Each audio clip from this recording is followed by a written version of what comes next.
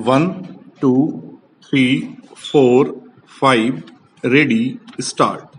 सभापति महोदय, रेल मंत्रालय की पूरक मांगों पर हो रही चर्चा में मुझे कुछ बोलने का अवसर प्राप्त हुआ है। इसके लिए मैं आपका हृदय से आभारी हूँ। रेल मंत्रालय लगातार विकास की राह पर चल रहा है। वह देश के करोड़ों लोगों को अपने लक्ष्य तक पहुंचाने में सहायता करता है।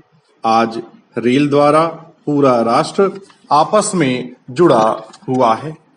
इससे इस मंत्रालय का महत्व और भी बढ़ जाता है। लेकिन एक बात हमेशा मेरे मन को चोट पहुंचाती है। यह बात मुझे दुख के साथ कहनी पड़ रही है कि रेल दुर्घटनाएं दिन प्रतिदिन बढ़ती ही जा रही हैं।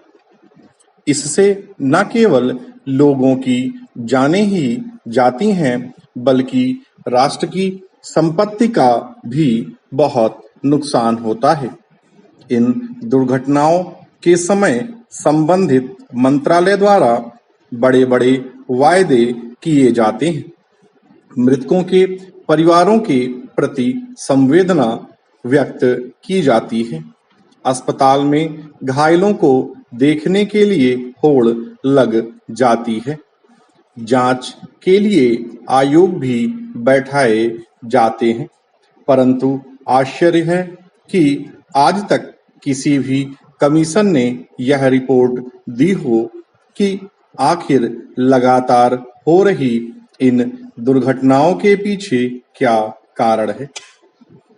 कहीं रेलवे क्रॉसिंग के पास कर्मचारी की लापरवाही के कारण दुर्घटना, कहीं कोहरे में दिशा का ज्ञान न होने के कारण आमने सामने की टक्कर, कहीं पटरी का उखड़ जाना, कहीं डिब्बों का पटरी से उतर जाना और कहीं किसी पुराने और कमजोर पुल के बैठ जाने से भयंकर दुर्घटनाओं से हम गुजर चुके हैं।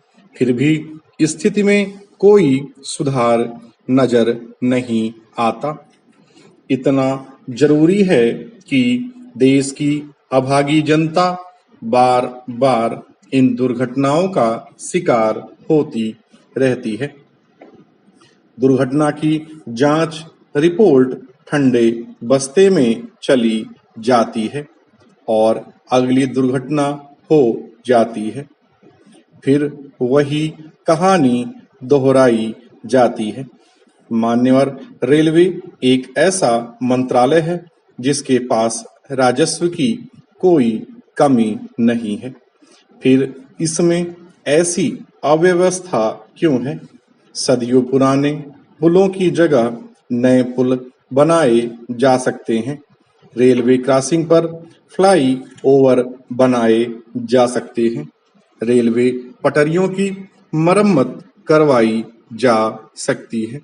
आखिर रेलवे की लापरवाही का दंड निर्दोष जनता क्यों भोग रही है? इस सदन में उपस्थित अनेक माननीय सदस्य भी मेरी इस बात से अवश्य सहमत होंगे कि आधुनिक युग में जहां नई-नई तकनीकों का आविष्कार हो रहा है, वहीं हमारे देश में अभी तक रेल दुर्घटनाओं के असली कारणों का पता नहीं चलता। विपक्षी दल भी इन बातों को राजनीतिक रंग देकर चुप बैठ जाते हैं और स्थिति वहीं की वहीं बनी रहती है। यह बहुत ही दुर्भाग्यपूर्ण है।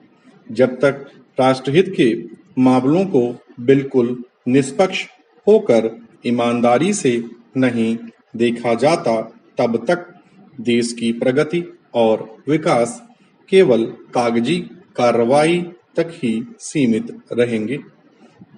इस संबंध में मैं अनुरोध करना चाहता हूं कि रेल मंत्रालय मेरे द्वारा कही गई बातों को गंभीरता से ले तथा रेलवे सेवाओं में सुधार लाने के लिए रेलवे प्रशासन को आवश्यक दिशा निर्देश दे। स्टॉप।